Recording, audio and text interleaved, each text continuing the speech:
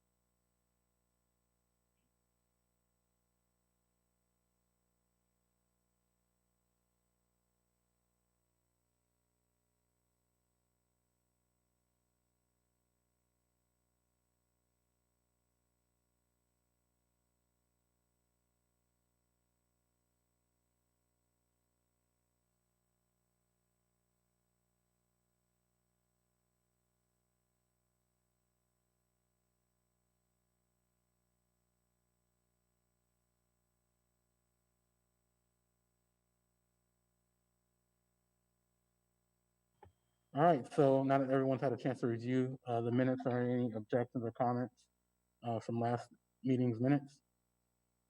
If not, they will go ahead and be adopted as is. All right, so it sounds like those will go ahead and be adopted as is. So moving forward to Title IX updates. So of course, we are in a new year and have had new board members put on the Title IX committee. As such, we wanted to have a quick overview about the roles and how my role as the Title IX coordinator, Ms. Crayville's and Ms. Walker's role as board members works on the Title IX committee.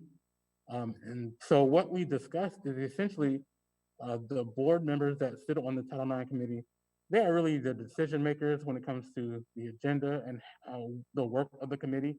And myself as the Title IX coordinator, I'm essentially the subject matter expert providing guidance, input on what it means in the world of Title IX. But really as the roles, the board members are essentially co-chairs of the Title IX committee. That's a little bit different than what it has been in the past, as myself as the chair, but it is the board members, Ms. Walker and Ms. Crable, equally operating as chairs of this Title IX committee. So I just want to provide that information. Ms. Crable or Ms. Walker, do you have any comments or anything about the roles that you want to share? If not, I'll move forward. No, I'm good. I just wanted to, continue to thank Jarrell, for his work doing this. And I am looking forward to doing more good work, on kind of streamlining our efforts and doing some more good work. So thanks, Jarrell. And thanks to my fellow partner, Stephanie Walker. Yes, Yes, thank you. thanks to everyone, especially you too, Jarrell.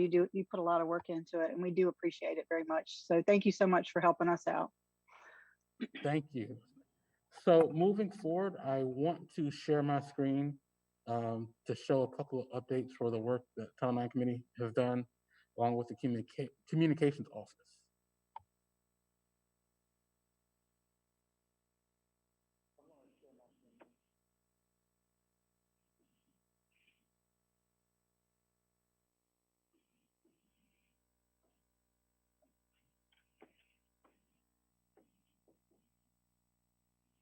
And this is a PSA that the Communications Office and the Title IX Office put together to help inform our students about the Title IX Office and our work, and how they can report and what type of behaviors are fall under Title IX. So I just want to go ahead and play this for you all really briefly.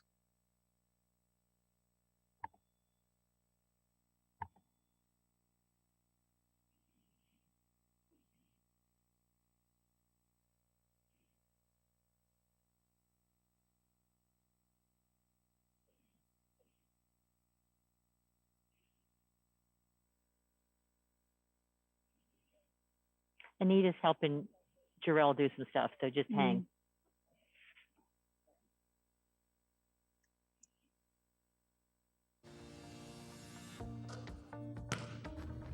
Do you know about Title IX? Well, Title IX is more than just school sports. Title IX protects students from sexual harassment, sexual assault, and being treated differently because of their gender, sex, or sexual orientation. Did you know New Hanover County Schools has a dedicated Title IX coordinator and office ready to help?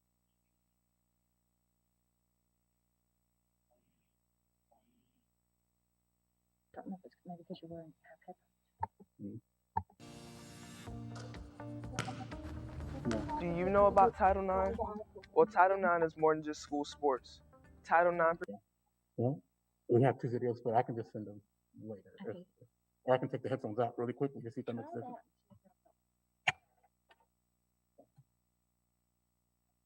So maybe that's it, because it was.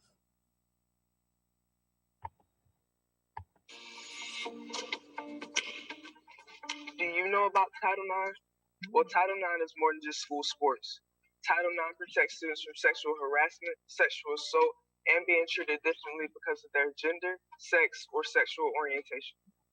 Did you know New Hanover County Schools has a dedicated Title IX coordinator and office ready to help?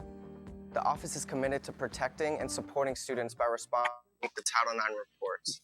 And before the office responds, they can work with the student, decide the best way the office can help. Let's start over and let's just not put them there.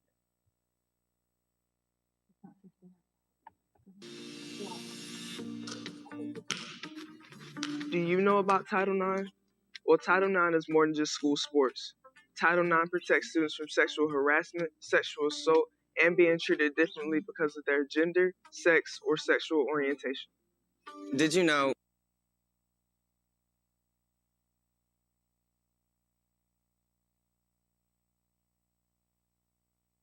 Hang tight, folks. We're having a little bit of technical difficulty, but Jarrell and Anita are working through it. It's par for the course. It's always tech that gets us in the end. Do you know about Title IX? Well, Title IX is more than just school sports. Title IX protects students from sexual harassment, sexual assault, and being treated differently because of their gender, sex, or sexual orientation. Did you know New Hanover County Schools has a dedicated Title IX coordinator and office ready to help? The office is committed to protecting and supporting students by responding to Title IX reports. And before the office responds, they can work with the student, decide the best way the office can help. If you are currently being sexually harassed or treated differently because of your sex, gender,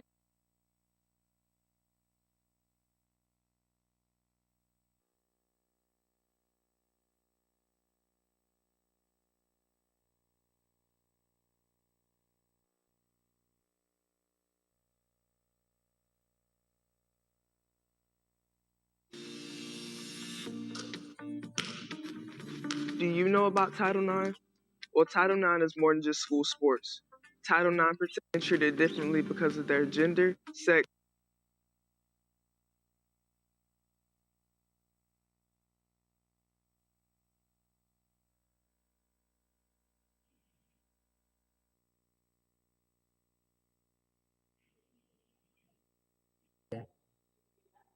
Yeah, it's on. Yeah, I'll send.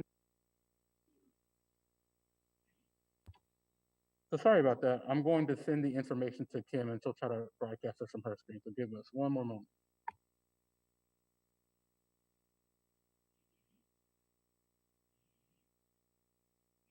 It is on the website too, in English and in Spanish.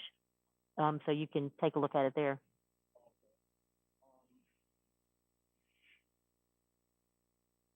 Let's try one more time, and if we can't get it, we'll watch it. I guess you got the link in the chat. We can all go look at it. I think I've watched it already once. It's a really good video, really well done. So then we can get on with our rest of our agenda.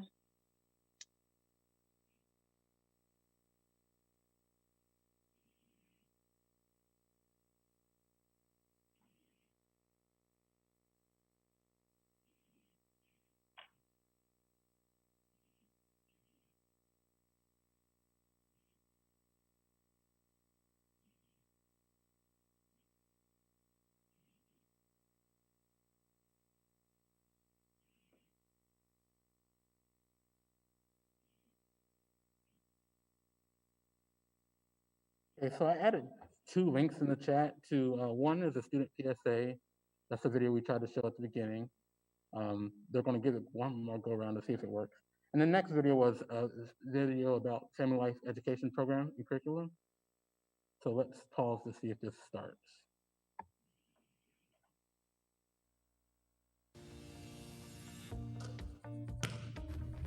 Do you know about Title IX?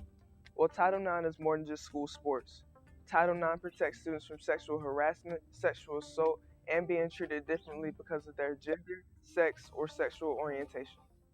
Did you know New Hanover County Schools has a dedicated Title IX coordinator and office ready to help? The office is committed to protecting and supporting students by responding to Title IX reports. And before the office responds, they can work with the student to decide the best way the office can help. If you are currently being sexually harassed or treated differently because of your sex, gender, or LGBTQ status, you can report it. Students that have been harassed or treated differently in the past can still report too. Reporting is easy and can remain anonymous, and there are 4 ways students can report a concern. The first is with Ethics 360, an online reporting system on the New Hanover County School website at nhcs.net or nhcs.ethics360.com. Just follow the on-screen instructions. Students can make an anonymous report and even track the progress of the report online. The second way to report is through the Say Something app. The Say Something app is also anonymous and secure. Use the app, the saysomething.net website, or call the 24/7 Crisis Center at 1-844-5-SAY-NOW. The third way to report a Title IX concern is to talk to anyone who works for New Hanover County Schools, including principals, teachers, or counselors at your school. The fourth way is to contact a Title IX coordinator. Their office at 6410 Carolina Beach Road can take your report in person or by phone at 910-254-4200 or by email at title9@nhcs.net. You're not alone. Our Title IX office is here to protect you from sex discrimination as well as those impacted because there is no place for discrimination in New Hanover County Schools. Know your rights. Know your Title IX.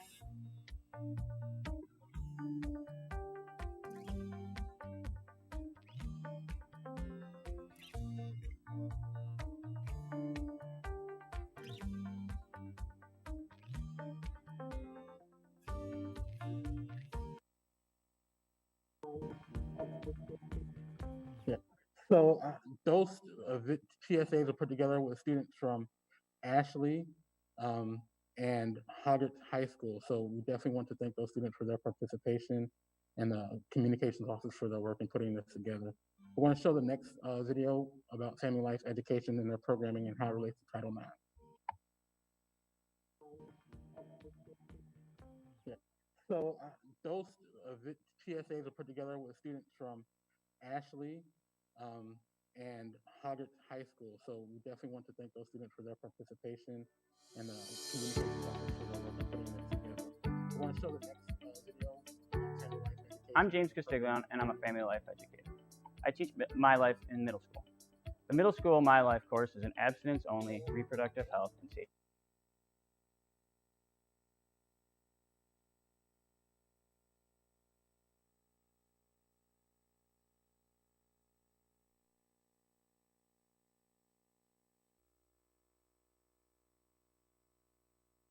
Make sure our students can. I teach My Life in middle school.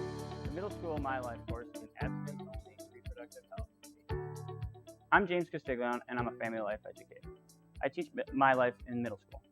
The Middle School My Life course is an abstinence-only reproductive health and safety education course. My Life supports Title IX in several different ways.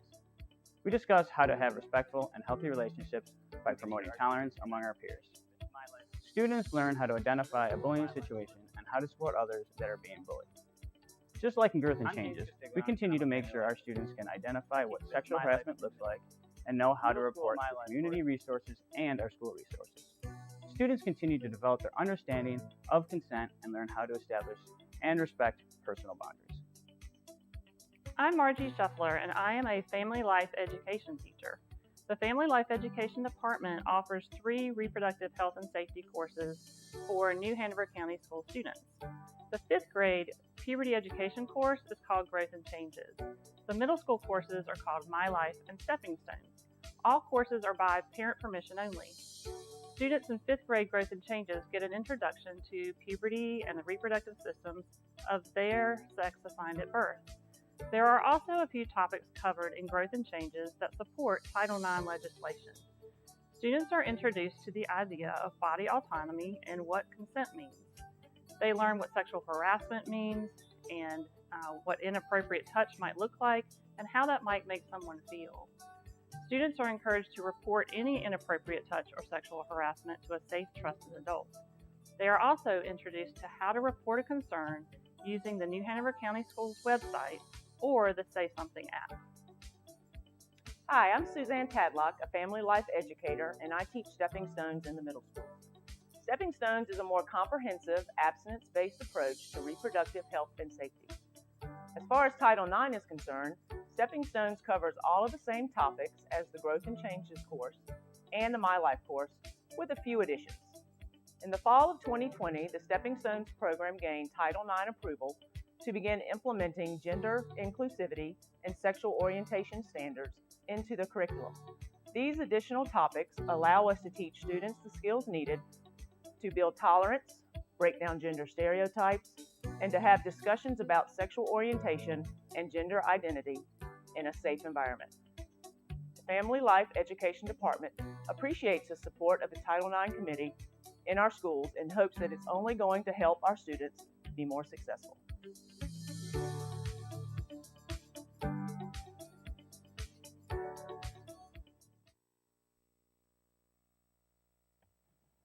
All right, so definitely thank our team, Family Life Education, Jen Tucker and her team as well for the work that they're doing, Stepping Stones in My Life.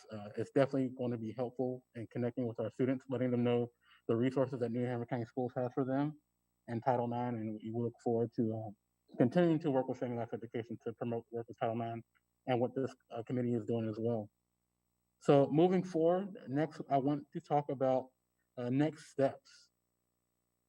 So when it comes to next steps, it's kind of a backwards look at what we need to do. And I know we already had some of these discussions when Nelson and Lisa were still on the Title IX committee with the Title IX look back. So these next steps are really essentially continuing that work and what it looks like for the Title IX committee moving forward, particularly now that we have 2 board members that are new and we're still laying that foundation. So I thought it would be appropriate before we had a discussion about next steps, speaking about the mission, the survey of the Title IX committee, to first just give a general overview of what Title IX as a whole encompasses.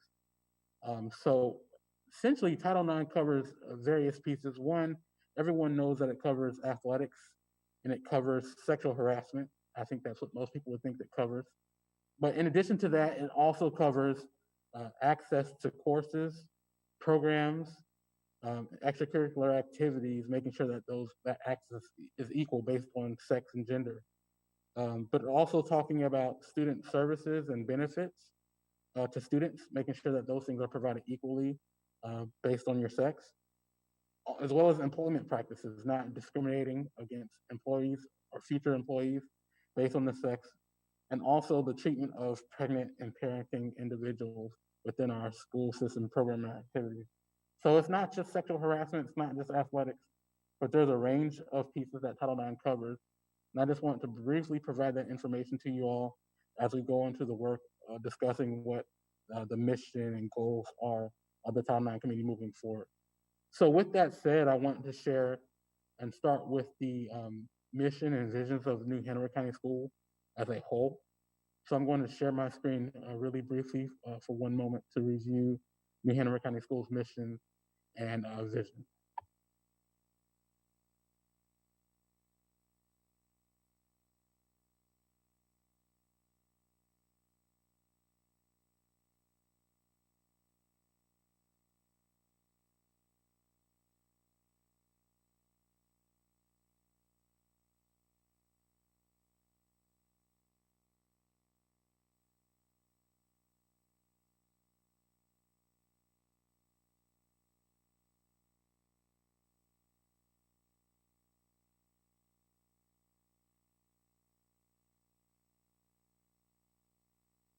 All right, so hopefully everyone can see my screen here.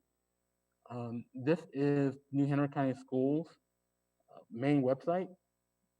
And as you can see, the mission of New Hanover County Schools is in collaboration with the parents and the community, is to strive to provide children with an opportunity for superior education in a safe and positive learning environment where they are prepared with the skills to succeed.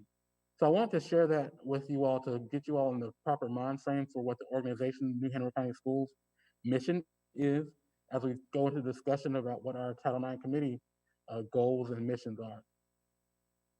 And so the vision for New Hanover County Schools is to continue to deliver high quality education to all students in New Hanover County Schools, provide and maintain a safe, respectful, and secure learning environment where citizenship is valued, strengthen family, community, and business partnerships through mutual collaboration and communication, recruit and retain highly qualified employees that implement and support district goals to ensure academic excellence for all students, improve access to high quality and relevant career tech courses, which prepare students for lifelong learning and employment through the development of adaptable skills and knowledge.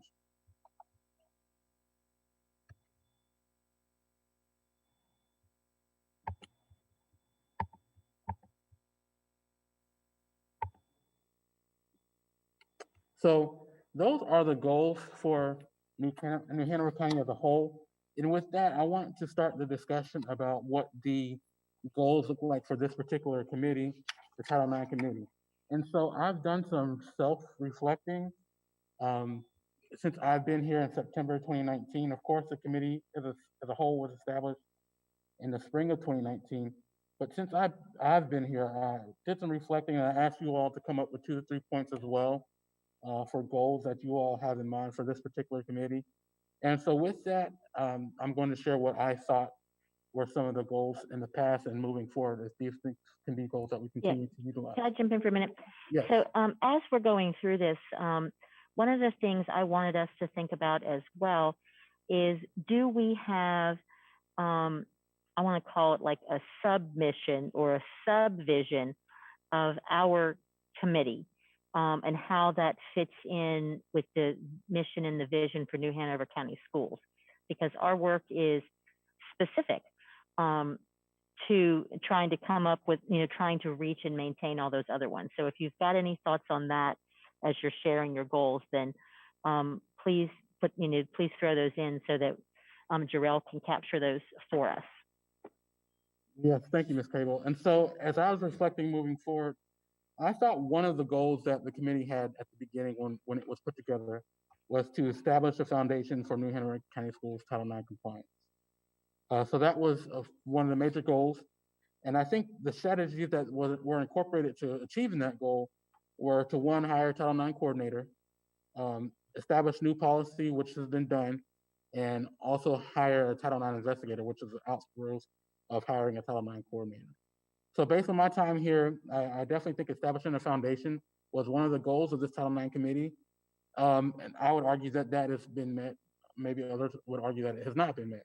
But that I believe that's one of the goals of looking back on the work that we've done so far. Another goal that I think that the Title IX committee has had is one, transparency and accountability. I think that's something that was important at the creation of this Title IX committee and moving forward as well, being a tool to have transparency and be accountable to our community partners. And some strategies that we have utilized to do that have been partnering with the communications office to produce videos and information such as the student PSA, family life education video. Also, myself as a Title IX coordinator, I have participated in many presentations to the community and the public and school personnel about the basics of Title IX, what Title IX is, and also doing the board meeting updates. Almost quarterly, it seems like. I'll come to the board meetings and I'll provide an update on Title IX, certain pieces that we've been working on. So that's another goal that I think the Title IX committee has had based on the work that we've done. And I think the last goal that I can see based on our work was really to educate students, parents, and employees. And I think some strategy that we've utilized to do that is through programming such as Safer Smarter Kids, family life education programs, and darkness to light training for employees. Those have been some of the strategies that we've incorporated since at least September 2019 to accomplish this third goal, which is to educate. So those are just my thoughts. And now I'm going to open the floor to others to share their thoughts and goals moving forward or based off the work that we've already accomplished as a Title IX committee. And these goals will help us focus on our work moving forward. And then once we have some established goals, we'll kind of popcorn it so we can focus on strategies on how we actually can accomplish these goals. So if there's anyone that has anything in mind, I'll definitely open up the floor. Looks like Ms. White. Yeah, it seems to me that an additional goal would be to set up a mechanism to monitor success across time so that now that the policies are in place, you're developing the programs, you want to make sure that what you're doing is working. So figuring out the best way to track success as well as to identify weaknesses or failures along the way so you'll know how to fix or tweak programs. Yep, excellent, Jackie. That's a good point. No need putting something in place if we're not going to see plan, do, check, act cycle. We're making sure it works. Right. And if you remember, for those of you, I think everybody here on the committee has been here for a long time. I joined the committee in July of 2019, and there really were no goals written down. So Jarrell, did a nice job of sort of looking at our work and putting them into goals. So we are now is a really good juncture for us to be deciding or recommending to the Board of Education where we need to go. So definitely don't be shy about speaking up. And I have received some information. I'm not sure if this member wants to share or not, but I'll share for her. One of the goals I think that she had provided in her email was really education, and specifically education, sharing resources, and prevention. So that's what another Title IX committee member has shared with me. And she also shared some strategies, and maybe these can even be considered short-term goals. And one of those is engaging with students and getting student participation, whether it be social campaigning or utilizing student ambassadors or GSAs in schools. And that's something that we talked about when Nelson and Lisa were still on the committee. We talked about how can we appropriately and efficiently utilize student voices and gauging the work and focusing and directing the work of the Title IX committee. And I know that there was discussions about adding actual students to the Title IX committee, or if that wasn't an option or a route that we want to go, maybe we could utilize student focus groups as a way to engage students to get their feedback on how the Title IX committee works moving forward. So that was one strategy. Another strategy was using parent workshops, and specifically on subjects such as Title IX, resources, discussions on how to talk about boundaries, consent, and things of that manner. So I think that would be another good strategy as well. Parent workshops.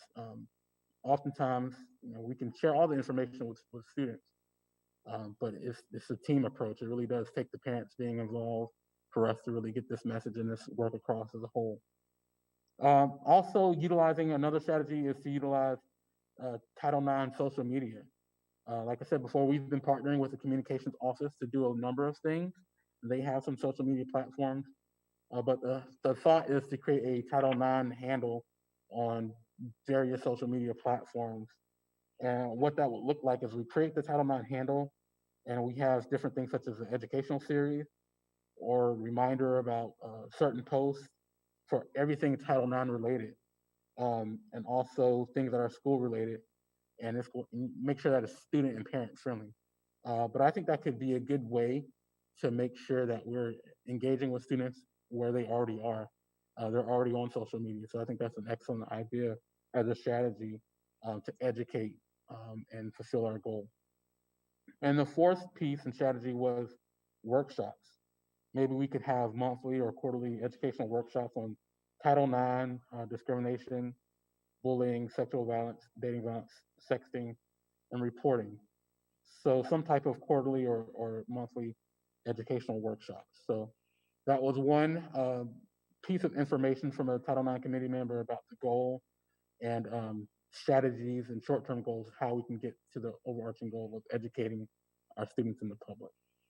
Yeah, and I love that second one, the other workshops where we can utilize New Hanover County Schools TV, perhaps to do some of those like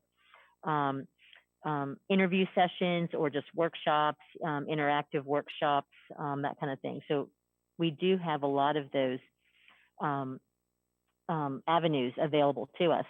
And parent workshops, just so we know about that, is that that was on the list of education activities for over the whole past year, and that kind of got put on the back burner with the parent groups because when we went into the pandemic, we were just trying to keep our heads above water, and it was not easy to put that into a workshop. So that is something that Tanya Jordan has committed to helping the parents with that as soon as we feel like it's appropriate to get us in that.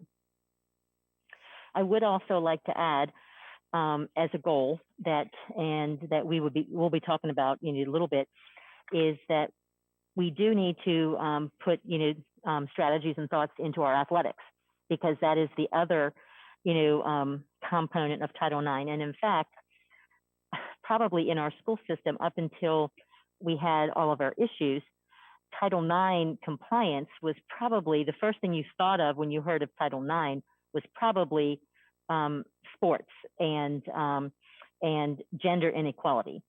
So I would like to make sure that we address that in our goal lists somewhere. And if you remember, you may not remember, but way back when in the early days, our athletic directors took all Title IX complaints, and so that was like, they weren't equipped to be taking the sexual harassment type of Title IX complaints, and then versus, just the athletics. So we do need to kind of work on that a little bit. Thank you, Ms. Cravel. So, go ahead. Sorry. And just going off of the parent workshops, the Coastal Horizons Rate Crisis Center and the DV and Carousel Center already have workshops that's based on like community outreach towards parents. So please don't start from the beginning. We have resources that are already kind of there, and we can work together to make like a workshop that works for New Hanover County parents.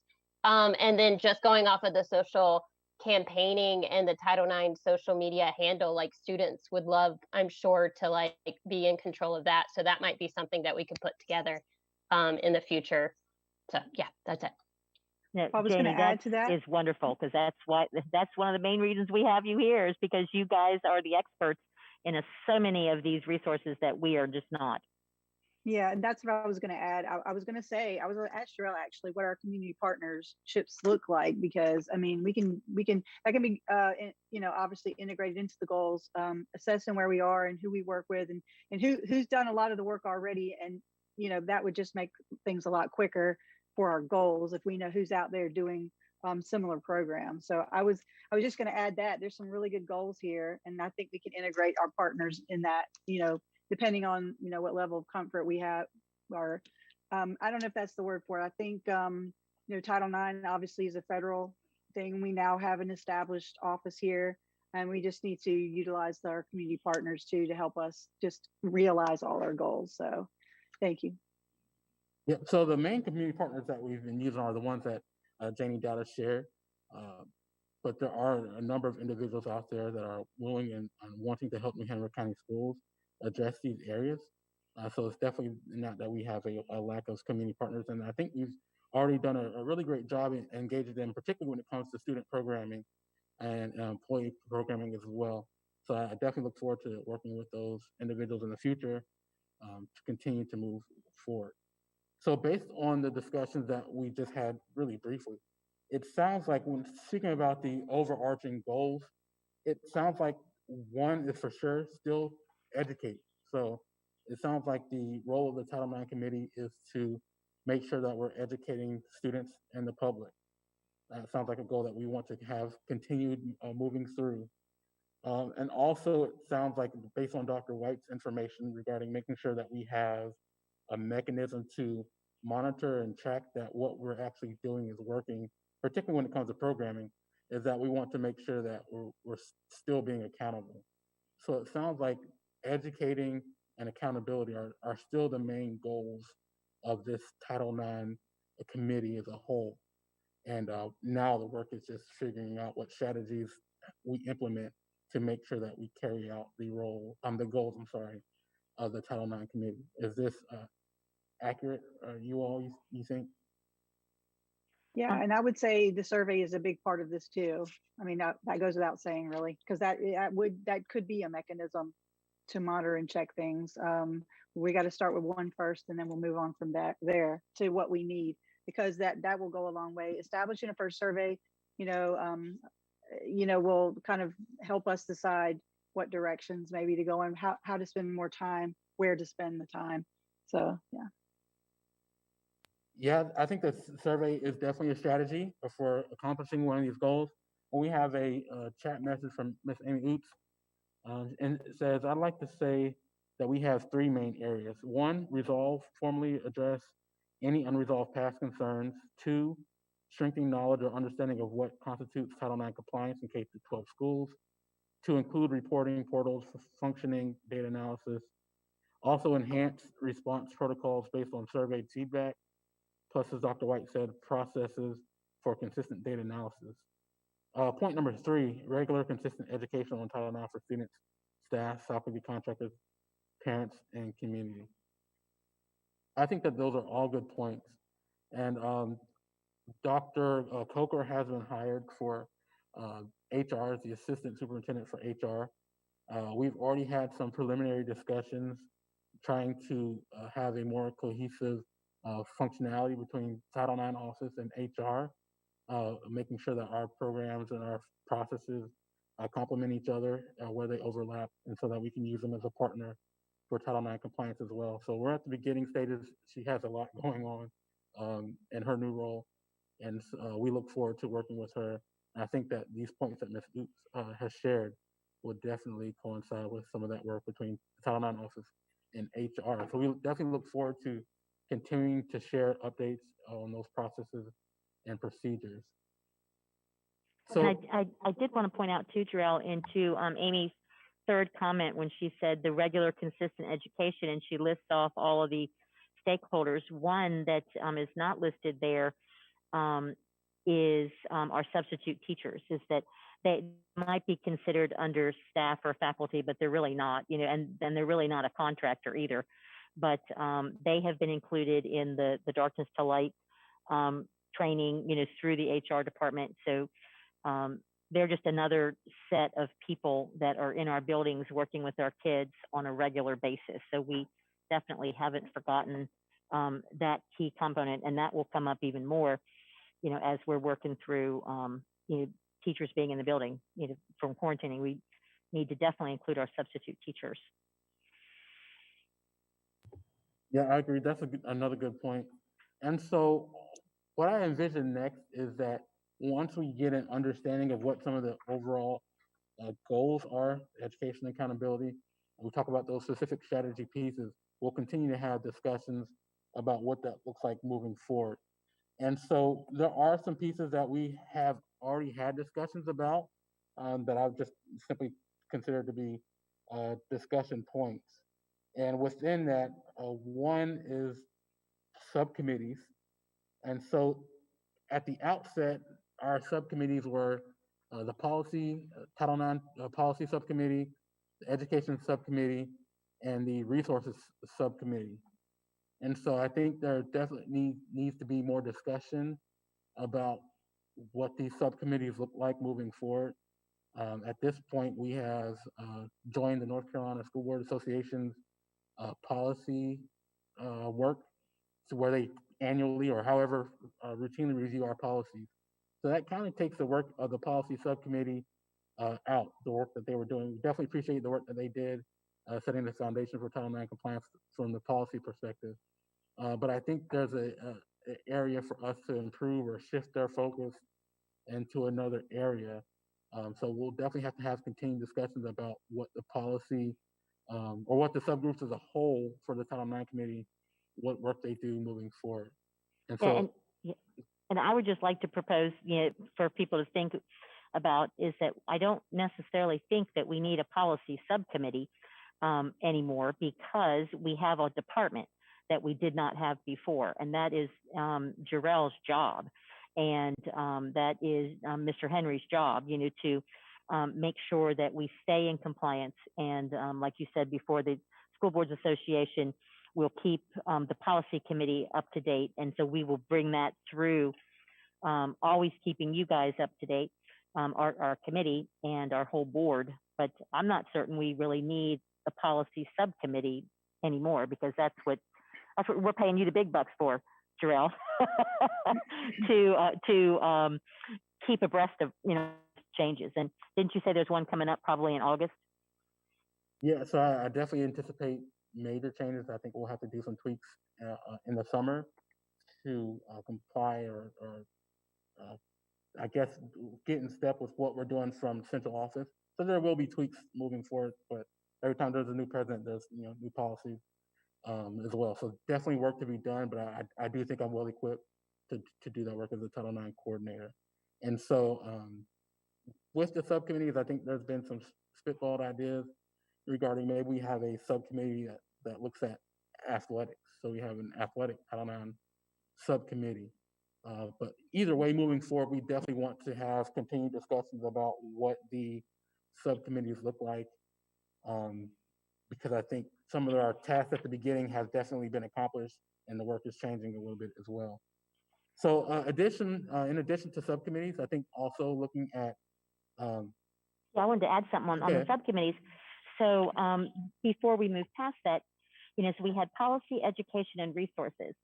And based on this conversation that we've been having right now, is that perhaps our education subcommittee really is can have subcommittees under that. Like we're talking, community, education, student education, parent workshops, so there. I'm just spitballing and brainstorming with myself and with you guys, but perhaps our education subcommittee takes on a different look, so that we break it into smaller chunks instead of one team having to come up with or devise or follow or track, because we've got our whole family life educators that have got a whole nother, education piece in there for us. So that might be something that as we're talking about subcommittees, I didn't know, were we going to try and decide that today, or we're just talking about it? We're just talking about it, so Okay, I don't think we have okay. enough time to really get into the weeds Okay. of the subcommittees, but I just definitely want to share these ideas, and then at the next meeting, as we continue to move forward, then we'll be able to share up some of the specifics. I'll just add Okay. one thing, Jarrell. I just want to Yes. say to Stephanie's point, the education subcommittee can have goals. I mean, and people Right. can work on those goals. Yeah, you can split up, like say all the good ideas that we were just talking about can be individual goals that can be worked towards. So I would say that, I mean, we can keep the education subcommittee and we can work on the goals underneath it. And I think that'll be the way we've been doing it in the EDI committee is we make our main goals and then people get underneath them who want to work on that, who are maybe experts at that or feel like they can add to the conversation. And that would just streamline all our goals underneath that one committee. So that was just my suggestion, working on EDI. It helps to be able to focus on just particular goals.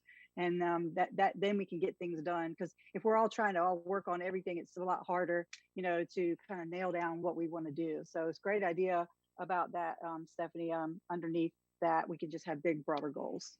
Yeah, and in our resource subcommittee, we can use our resource people in the training. I mean, in the education piece. So we can sort of merge those. We don't need to be out there on its own. After we get done with the survey part, then we can probably just kind of merge those. And I'm looking here in the chat where we're talking about Amy's, she is just full of ideas today. I'm so glad she did her homework. That, our other Title IX compliance areas that we may have to focus on. So a subcommittee might be, athletics. A subcommittee might be gender identity, racial and ethnic, kind of, harassment and discrimination. So those are all real good points on how we can break down our committees. And then Janie, I was just gonna. Oh, go ahead, Timmy. No, I was just gonna read your comments, Janie. Go ahead. It's fine. I was just gonna throw in the idea of like it might be like later on down the road, but subcommittees meeting more often monthly, and Title IX as a whole committee meets quarterly, so that it's more focused on the subcommittees and their own little doings, and then they kind of meet just to rerun over it quarterly, if that's ever a thought. That is a thought, Janie, and we have talked about that. So we that is farther down on the list, I think, of Jarrell when we're talking about meeting schedules. But yay, thanks for bringing that up, because that's what we were, Stephanie and Jarrell and I were also kind of thinking about, how to make the most of our time and our talent, and not to meet just to meet. But yeah, excellent. Yeah, and so that was. Can I just say one thing? I'm sorry.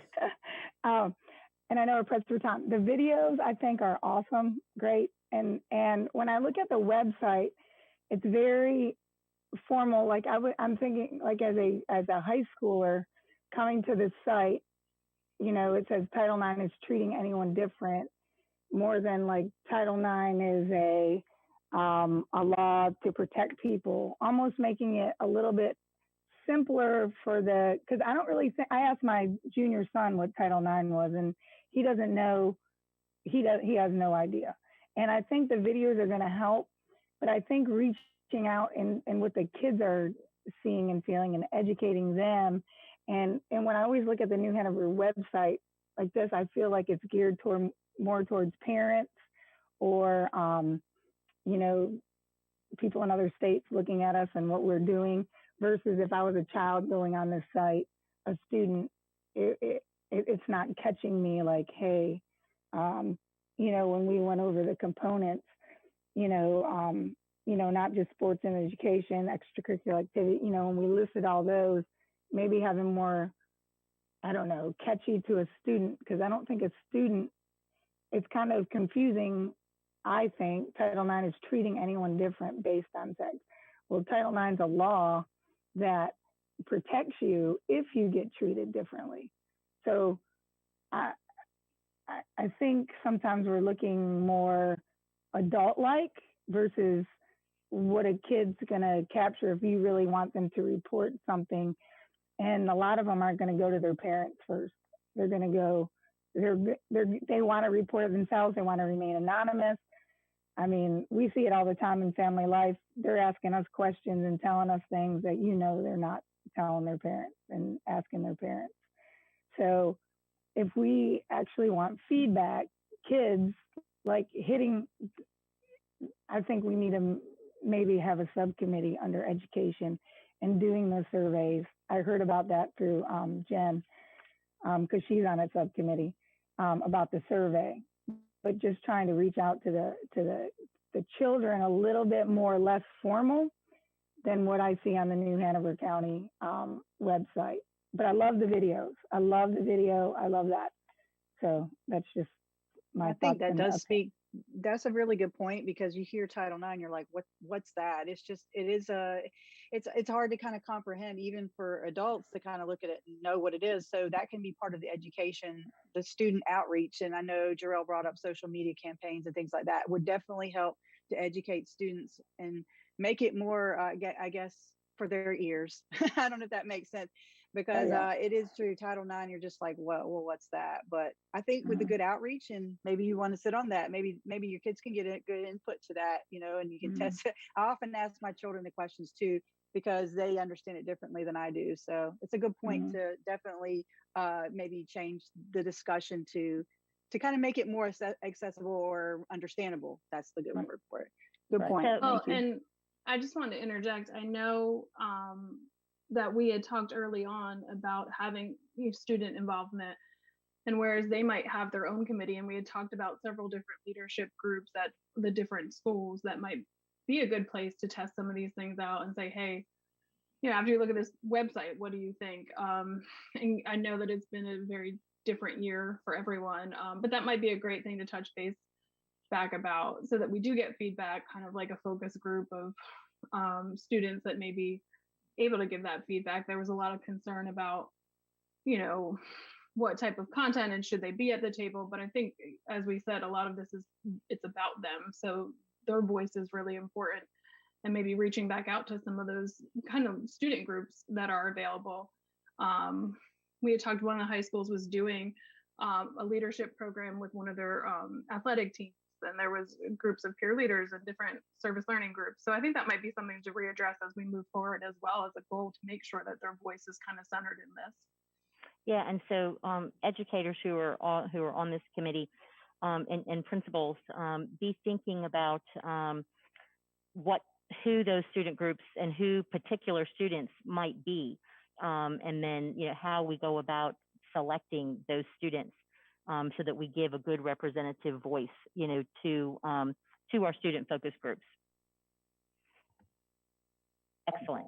Yes, I agree. I think that the student focus groups are going to be a big component to what our work looks like moving forward, since they do have their eyes and ears to the ground. They can let us know how it's reaching them. So I think engaging students is going to be a big focus of the work moving forward.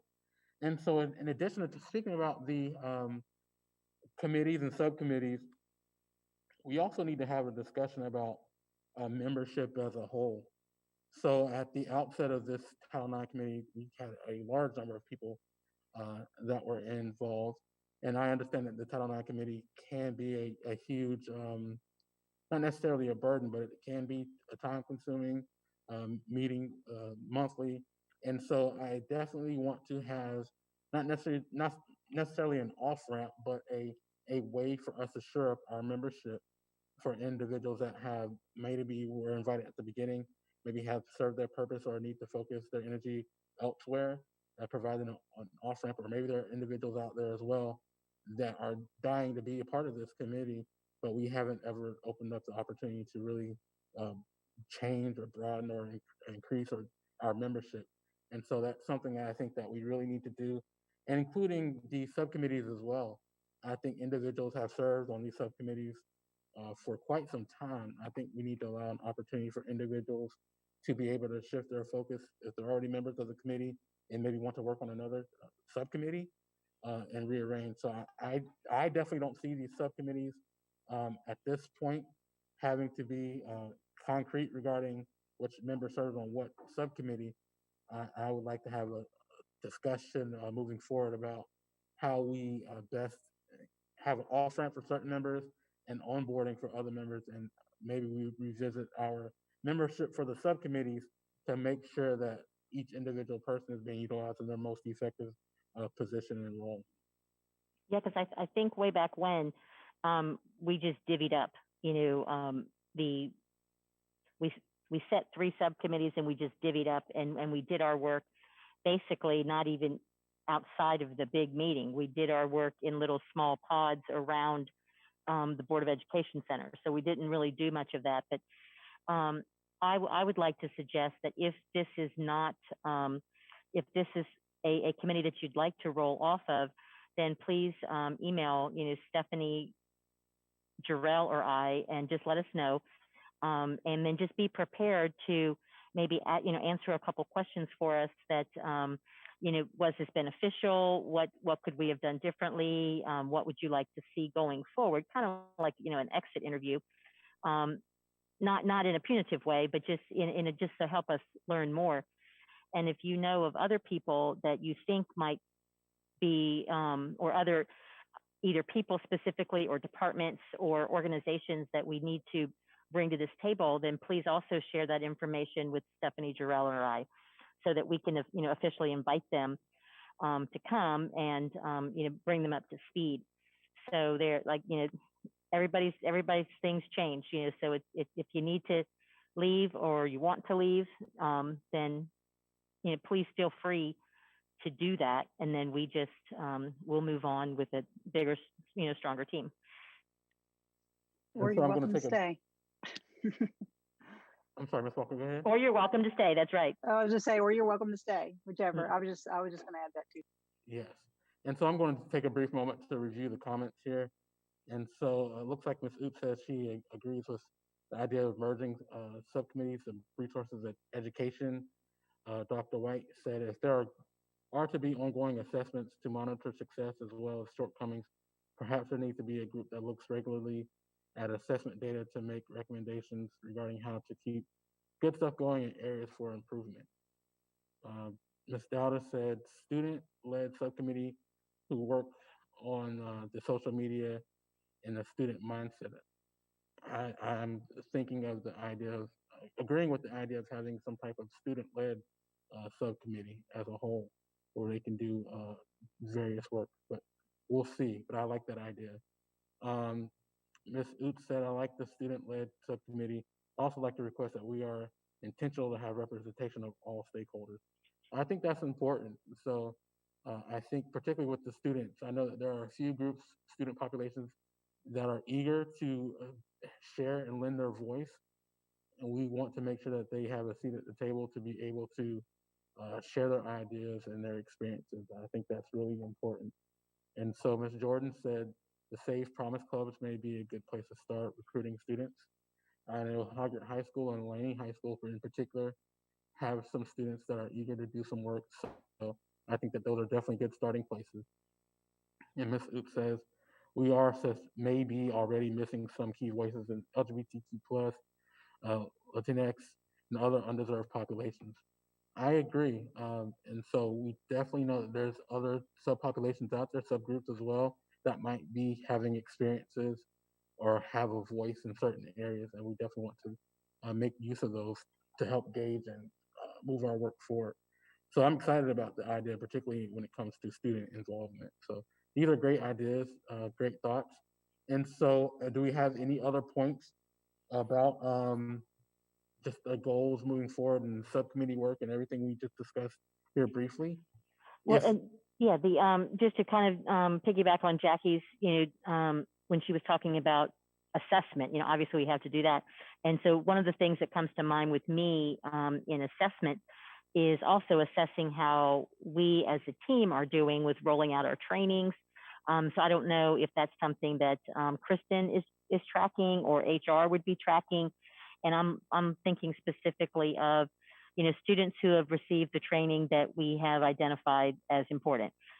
All the staff, receiving the training that we designate as important, including, new hires that come in, no matter when they come in the school year. Is it on our list? Is it on our checklist? or what things do we want to do annually? What things do we want to do, what things do we do at what other frequencies? So I would think that under assessment, I just wanted to make sure that we included tracking of our own training. Yes, and actually we are required now to do that training every 2 years under a state law. So that will definitely fall under my department. Yay, Kristen, like you don't have enough to do. No, we keep track of it. They have given we've gotten attestations from all of the principals saying that their people have completed the training, and subs are in the middle of training right now. And I have a meeting with Dr. Coker on Wednesday to get it into the new personnel packet. Yeah, because I'm even thinking of something like a Title IX committee report cards where we just list all the things that we want to do, and then we just check on it ourselves at the end of every year, or at whatever frequency that Jarrell thinks we need, or that our school system people think we need. Kind of like the matrix that we're doing to track all of our COVID mitigation strategies. Let's just have a rubric or a report card on how we're doing that we can develop, and that can be part of perhaps that assessment subcommittee. People that have done that before.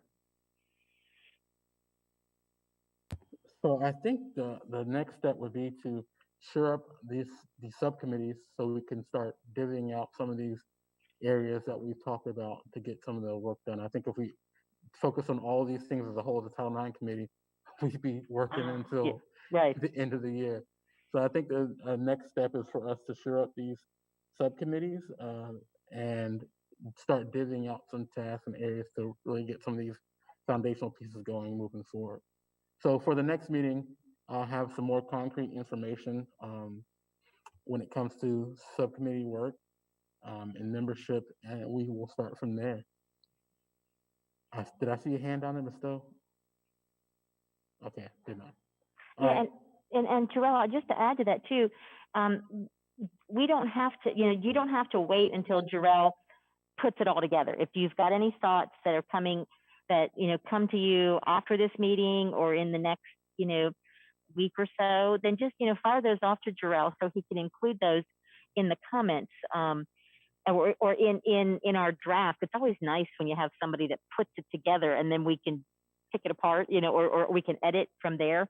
So if you've got ideas, then shoot those off to Jarrell, because he's kind of the keeper of all of our stuff, and then all of our info, all of our brain, think tank stuff, and then he shares those back out, for conversation with Stephanie Walker and I. So yeah, so don't be shy. And again, we kind of got to get our membership solidified before we start breaking into committees, so that way we can, or we can do them kind of both simultaneously, but we'll know where we need people. Right, and so my emails, and some members already email me all the time the ideas, which I definitely appreciate. So feel free to email me that information. And what I envision next is Ms. Walker, Ms. Crable, and myself having a debrief meeting where we would put some concrete ideas together based on the information that was shared today. So those will be the next steps, and by the next Title IX committee meeting, we'll have some more concrete information to the work that we're doing moving forward. So if there are no other points or no other comments about next steps and goals and visions and things like that, strategy, then we'll move forward with the agenda, which I think next is survey updates. So I will share my screen. Give me one moment.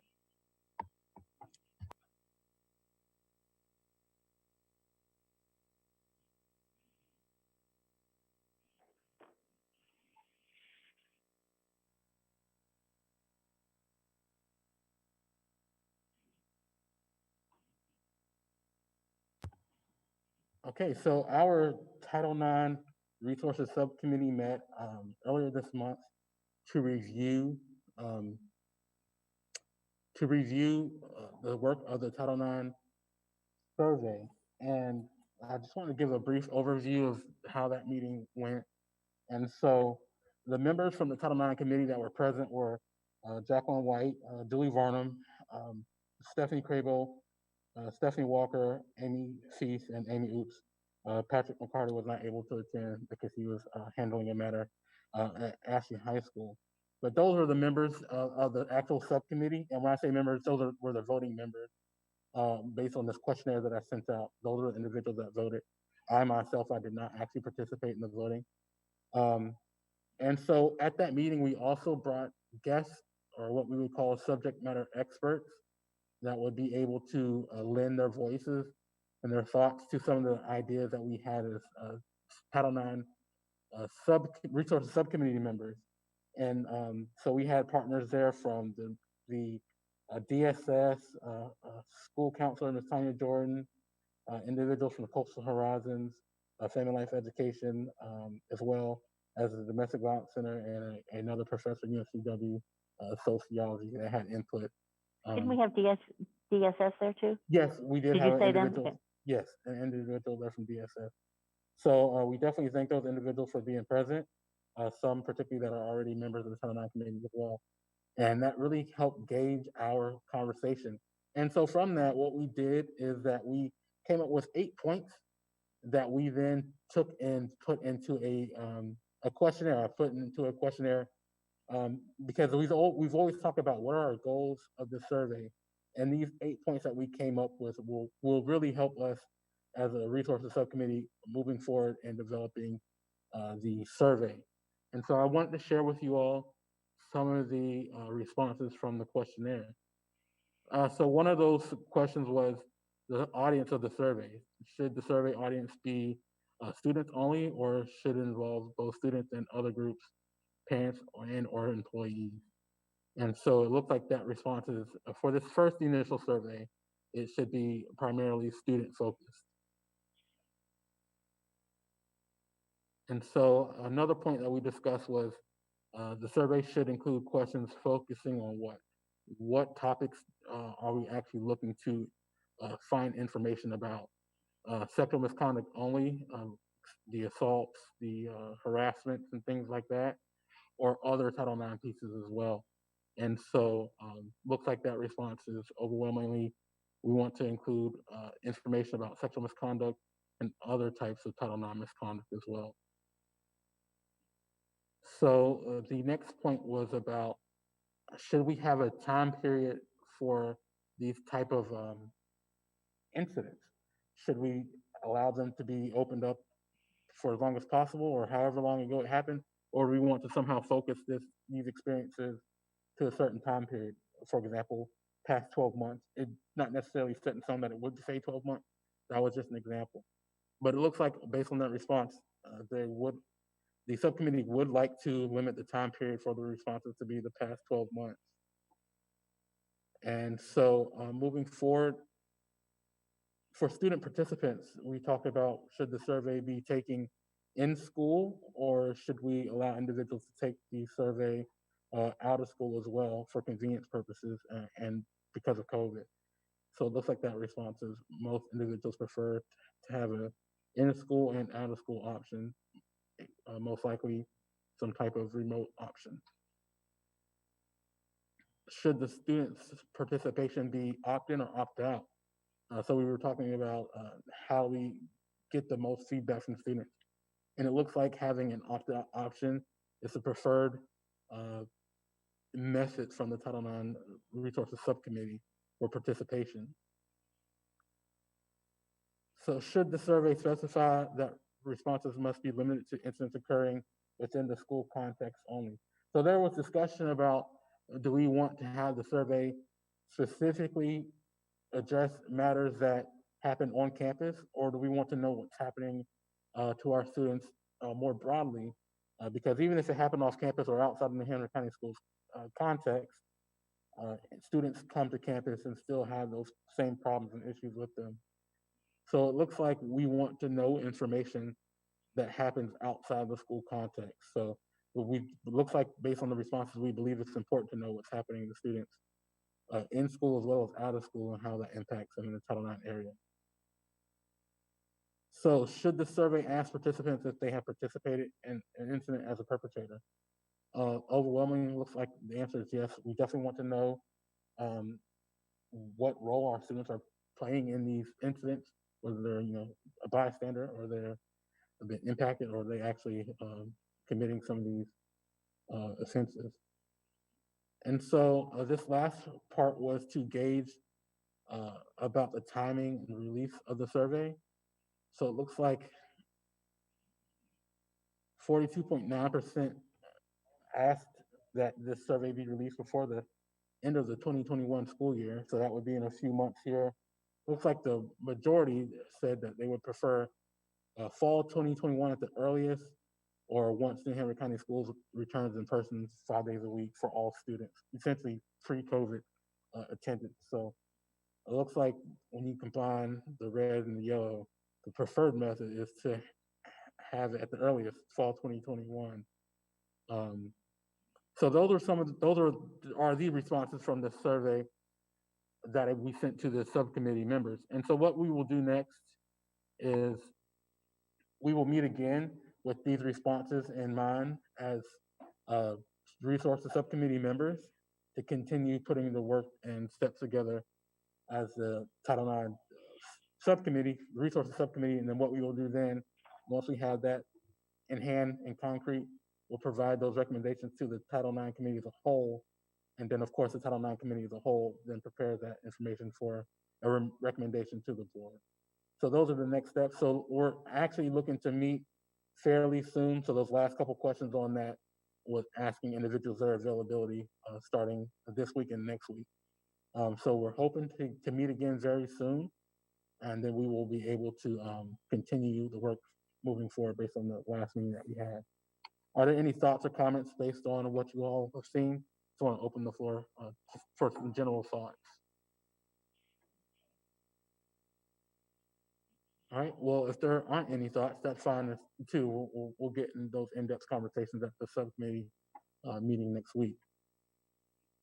If there aren't any other thoughts or comments, that is almost the end of the Title IX committee agenda. It looks like next meeting is going to be March 15th from 3 to 4:30.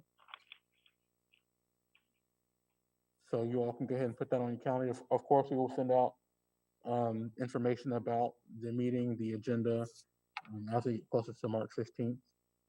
Are there any other comments or questions or concerns before we end this Title IX committee meeting? Any board members? Any comments, questions? All right, well, if not, Ms. Walker, did you have something to say? No, I was just going to say thank you. Thank you to everyone who answered and participated, and we look forward to working again on this survey and getting it completed and out for recommendation as soon as we can. Thank you. I just want to say thank you. Yeah, and I also I wanted to reiterate that from Stephanie. And I also wanted to, thank everybody who sent comments into Jarrell already or to Stephanie and I, personally, because now that I am taking on a different role from the Title IX committee as the parent rep, as a board rep, I just wanted to, and Stephanie, I think, agrees with this, I know she does, is that we just wanted, make sure that we know what we're doing and we know where we're going. When we first started this committee, 2 years ago, we were just in a state of like, holy cow, what's happening? And we just went and started doing things. But now that we have made so many accomplishments and so many strides forward, now we do have a chance to focus our energies on what we really think that we need versus just guessing what we think we need. So I'm excited about, the possibilities of doing a lot more good work, a lot more focused, good work, using all the talents that we have on this call and others that will be joining us. So thanks. Yes, thank you all. Well, if there are no other comments, we'll see you all on the 15th. Bye. Okay, bye. Thank you. Bye.